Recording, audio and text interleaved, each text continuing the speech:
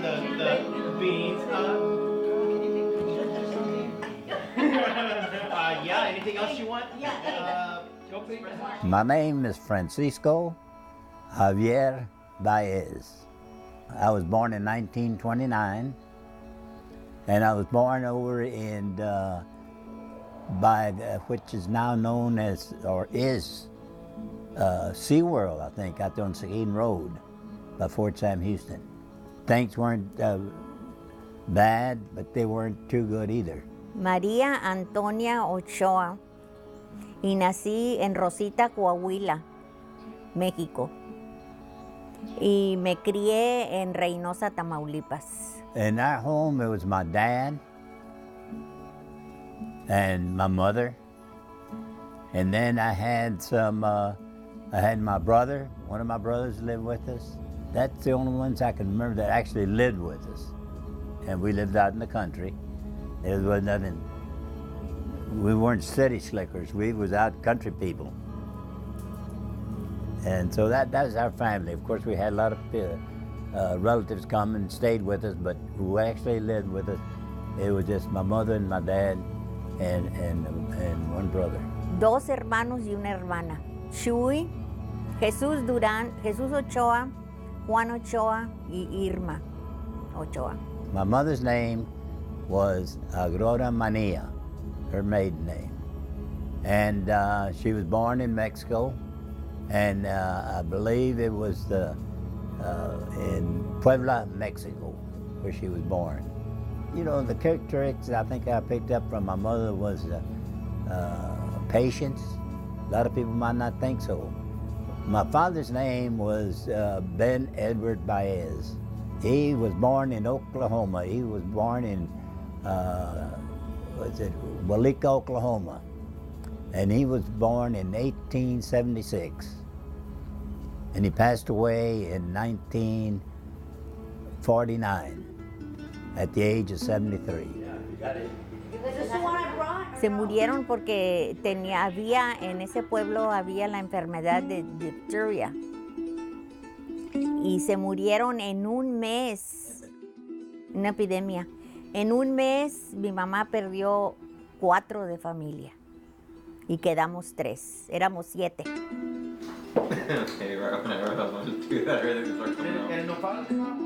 Sí, ellos viven en México, pero están vivos, no están muertos, todavía están viviendo. Pero se murieron cuando eran chiquitos. Y 3 hermanos y una hermana. At that time, I was already was in the service, military. I was going overseas. I'd gotten overseas, and we got over there in July of 49. And that's when I found out that my dad had passed away in May. See, they didn't tell me until about 2 months after he passed away, they told me. And the reason it was that I was so attached to my dad, close to my dad, they were afraid that I don't know what they thought I might do. They wanted to come home to see him.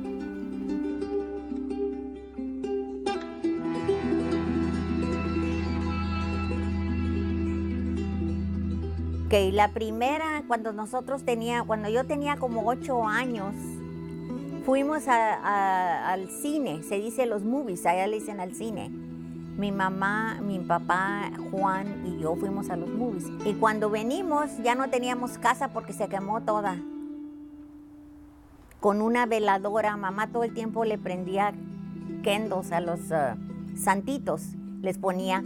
Y hubo un aigronazo y por la ventana se voló la cortina y agarró la llama y se quemó la casa. Y quedamos en la calle, ni sin ropa y sin nada. Por eso yo hasta la fecha a mí no me gusta poner veladoras, candles, porque son muy peligrosas. Así es de que we wind up homeless. And it was muy duro para nosotros. There used to be 2 fellas that I used to hang around with. And we used to get together and we walked to school together and come home together. Well, one day we was coming home, the car stopped. Y'all want to ride? Yeah. So we ran towards it. And they got in, and I was getting in, ready to go get into the car when the man, it says, "Not you, Mexican." And that's one thing that kind of hurt me. ¿Por qué me vine yo para los Estados Unidos? Porque andaba buscando una vida mejor, porque para mí aquí vives mejor que en ninguna parte más. Estados Unidos te da muchas oportunidades y por eso me moví para acá.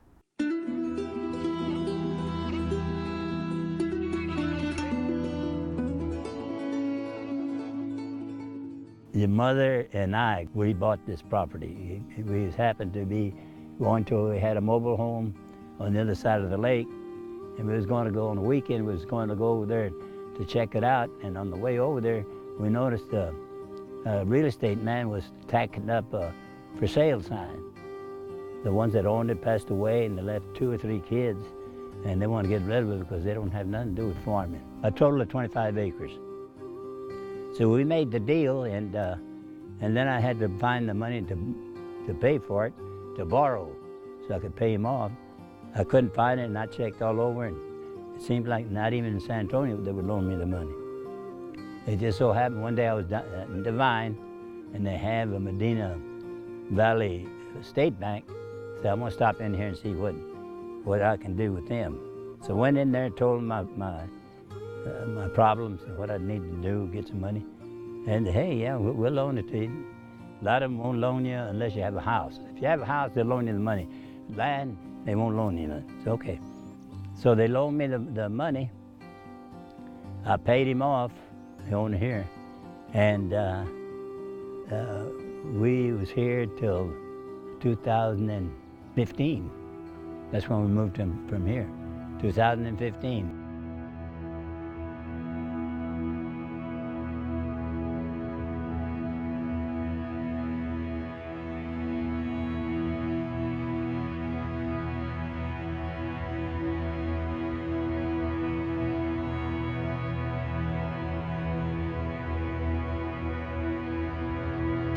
Tomábamos café todas las mañanas ahí en ahí.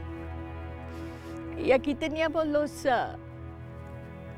en Easter todos nos juntábamos aquí, en Mother's Day nos juntábamos y todo eso, pero aquí vivimos 22 años, pero desde que Grandpa had a heart attack, I didn't want to live here no more, porque tenía yo miedo de que fuera a enfermarse y no hay vecinos, los vecinos de nosotros ya no estaban, se fueron. Sí, así es de que, pero sí viví los 22 años muy feliz, que nos juntábamos con parejas y jugábamos baraja, pero ya se fueron, se murieron todos, y otros se cambiaron. Sí es de que ya me sentía yo muy sola y con miedo de que nos fuéramos a enfermar y no teníamos vecinos, pero es un lugar que vivimos muy felices aquí. The memories that I have here of this place is working the place, running up and down with my dogs.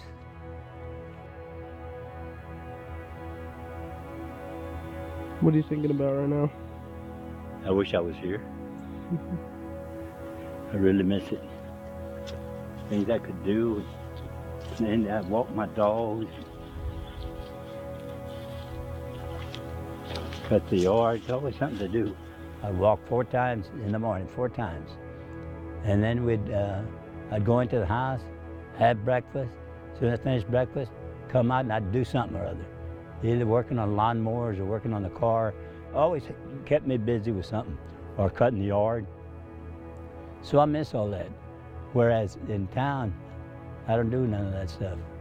I just sit there and I go to sleep. There's nothing for me to do. And Grandma right away, well, there's a lot of things to do. There's a lot of things to do.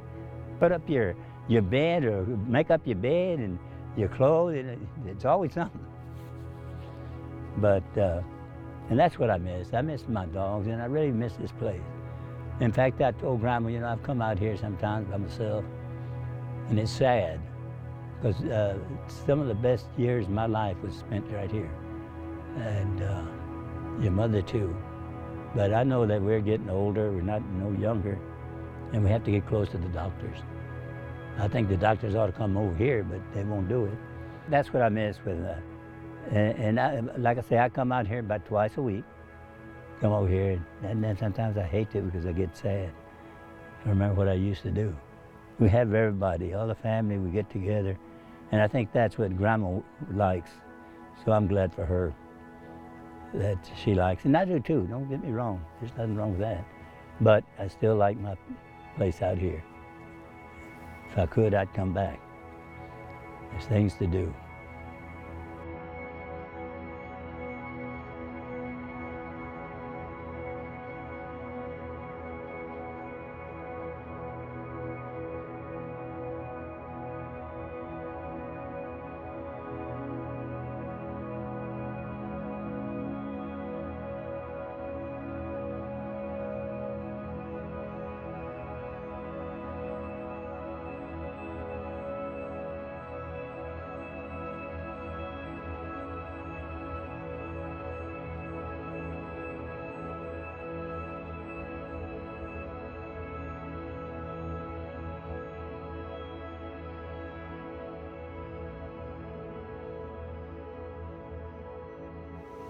Okay, now this is one of the rooms here that we used as a guest room.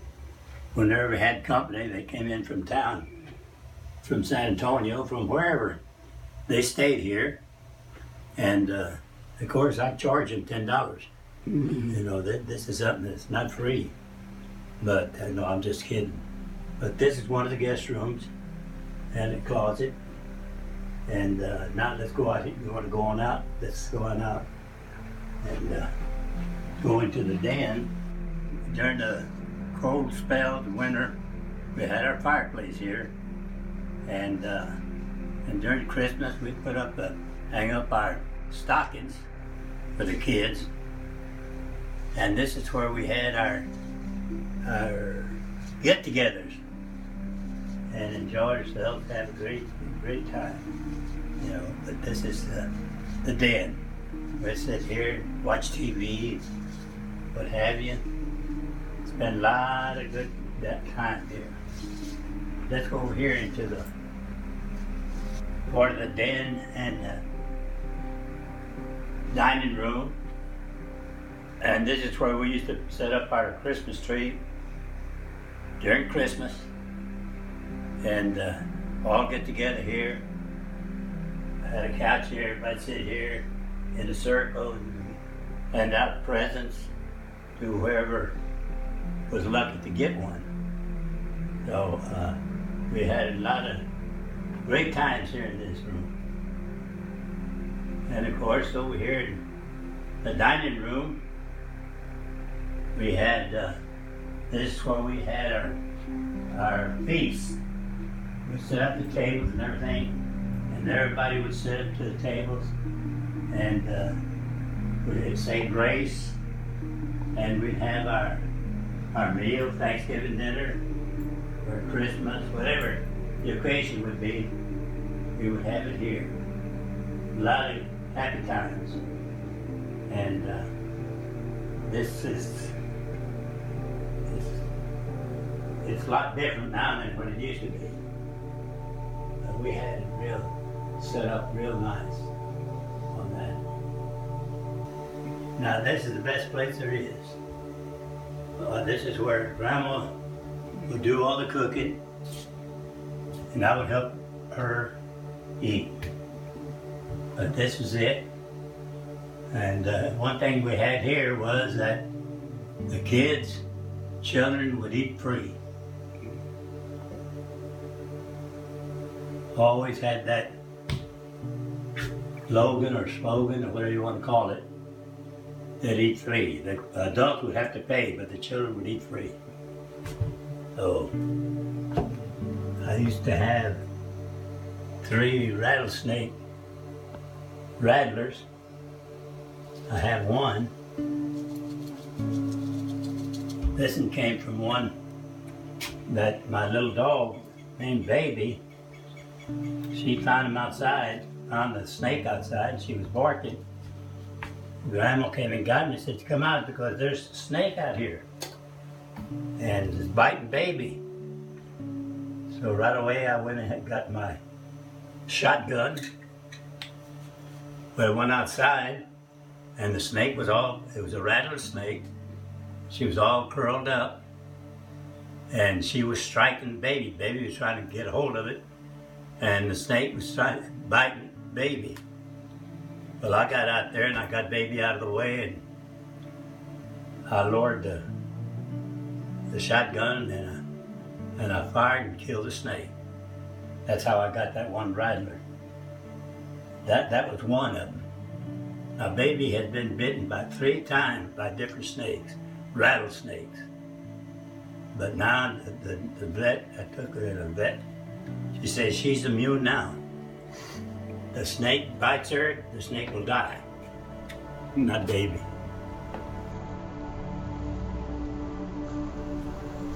I am restringing this fishing rod in preparation for a fishing trip that my dad and I are planning to go. It's been probably over 20 years since my dad and I have gone fishing. My dad's the one that taught me to fish, got me started fishing. So I'm really looking forward to getting together with him again, and just going out there's a big accomplishment for us, just getting together, and hopefully that he'll be able to catch a fish. That's my expectation, is for him to catch a fish and just to see a smile on his face, and just to bring back those memories when I was in my 20s and 30s. Good morning, San Antonio. We are now going fishing. I get to go with the boys today. I feel excited and privileged. Or should it be that they are privileged now? But we are going to enjoy time together and enjoy fishing with our dad, my brother, and my nephew. I had one time I was by myself. I had a lot of fun. Hell, I was using a rattle trap. I shoot it out there, and goddamn, I must have hit a school of reds. Wow. Then I started pulled in 5 reds. And they were fighters. Goddamn, they take off. That's what I heard. And you gotta be careful. You gotta have your drag set. Yeah, just right. Yeah, you can't have it too strong, we'll go busted.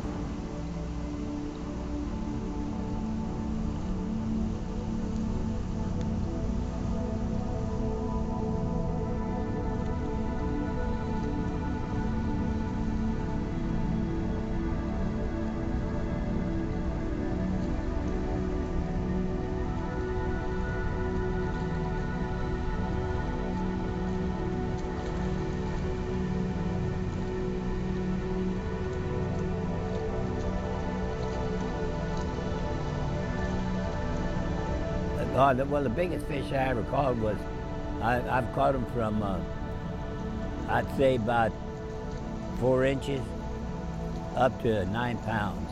Baez. Baez. It's a 9-pound bass. But this is at Calaveras. I've caught redfish. I've caught quite a bit of. That's a lot of fun. A lot of fun. Redfish. When you hang one, my God, they'll work you. They'll work you. And you better have a good line, otherwise you'll lose it. I retired in '85, so I never did any more fishing. But the main thing is to relax. That's the main thing of the whole thing, is to come out and enjoy yourself. Good company, that's the main thing. I guess anything. If you play golf, you go out there to enjoy it. Relax. You might get mad at that little white ball, but anyway, you go on. And I'm the same way with fishing. I don't care too much about chasing that little white ball. But fishing, I'm ready for it. I'm ready to fish anytime. Anytime anybody wants to go. And because I really had missed it, because I've been wanting to come for a long time. We had 6 children, 3 girls and 3 boys. But going by, the oldest was Diane. She was the oldest of the girls. And then we had Mary Margaret. She was the second one. The third one was, I don't know how the heck John Edward got in there, because there was 2 girls, and then he came along. But anyway, that was John Edward. He was the third one. Then we had Rose. She was, in fact, she's still the little one. And then we had Mark after Rose. Mark came. And last but not least, was Frank. Frank Jr. He came by, so. And then we called it quits. We got a TV, so we didn't have to go no more.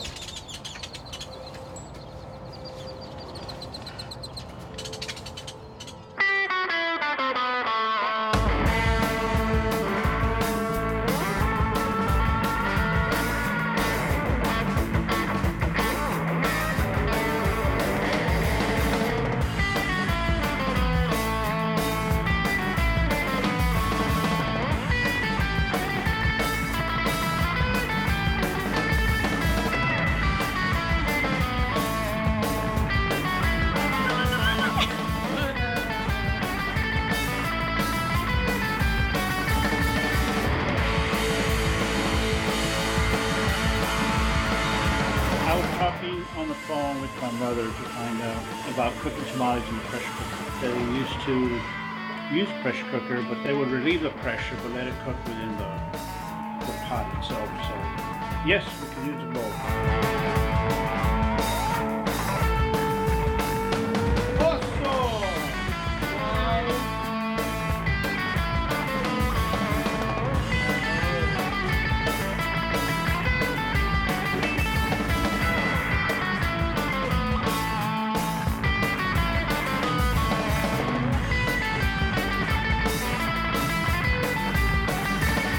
See that the masa doesn't stick to the husk because, as you can see there, it's screwed right up. That baby is ready. Giant, tasty. Oh my God, so delicious. We're making the move. Just got done loading up the last couple of my sister's stuff. I just got some boxes here. I just got back from hanging out with my buddy Alex earlier in the day. I was hanging out with my buddies Paul, Eddie, Michael, Slimmons. Really good people. So it's time. We lived here for 18 years. And my perspective right now is the best 18 years. Best 18 years I've ever. It's just amazing. We had everything. Well, I guess in a roundabout way, 1801 Westbrook Terrace was in a lot of ways like a second home to me. The Baez has always accepted me as just, I don't know, just a family member, a friend, that they never, talk down on me or look down on me or anything like that, just because of my, abrasive personality type, I suppose. And I don't know, I really appreciate that from people that aren't even, we may not be blood relatives, but they might as well be, because, I consider them like my second family. Every time I pass by this house, it'll just kick back all the memories, all the good times I had here.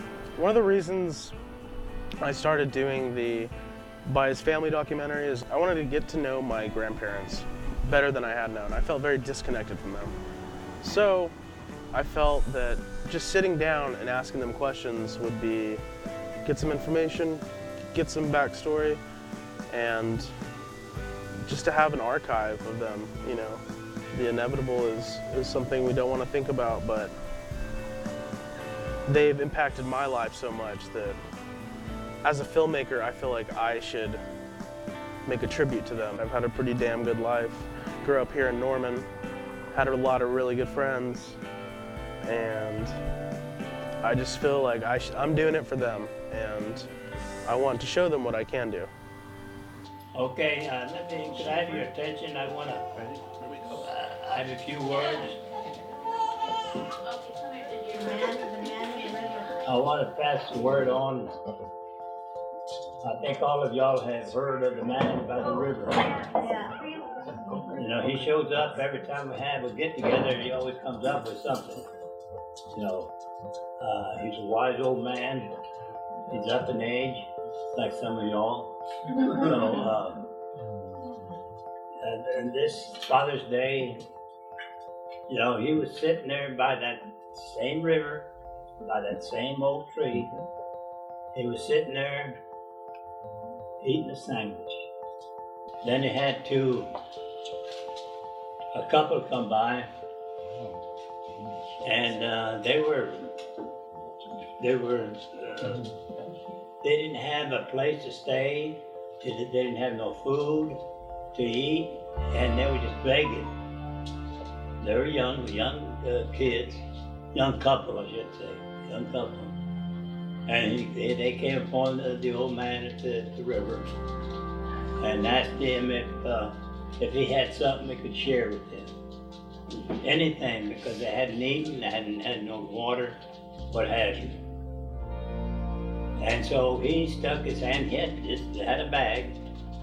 He stuck his hand in there, and he had the sandwiches there, and he got the bag, he took the sandwiches out, had another little bag, he put them in that other bag, and then he pulled out this real precious stone. You know, that stone always comes up. Mm-hmm. You know, that he himself had found in the river. I think it was gold, but it was precious.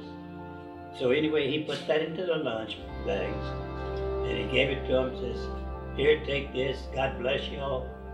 You got something to eat, something to drink, and God be with you." And the moral of the story is that if you ever come across that somebody needs something, and you're able to do it for them. Not what you can get back from them, but knowing the thing that you can do for other people. You help them out. Give them a word of praise. Thank them. You know, that's one thing that we don't do very often, to thank people. We take it for granted. And I have to say this, talking for me, myself, I don't think I ever told anybody thank you, or I never said I'm proud of you. As the kids were growing up, so I took it for granted. Oh, they're doing okay, they're growing up. I go to work, they're doing fine. So the old man says, this is what y'all have to do, and things will be turned around for you. Thank God, pray to God, pray for somebody else, whether they're sick, they're healthy, regardless. And don't say it for you, that you will get something back in return. I think God's big enough that He'll recognize this, He'll repay you. Ask her, where's the tape, Mom? Hey, Mom, excuse me, where's the tape to those Manganitas?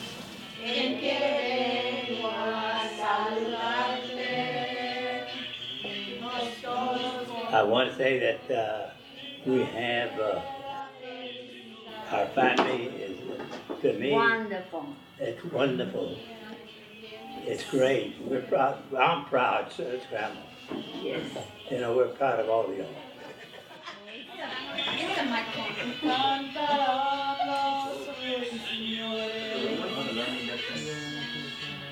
Yeah.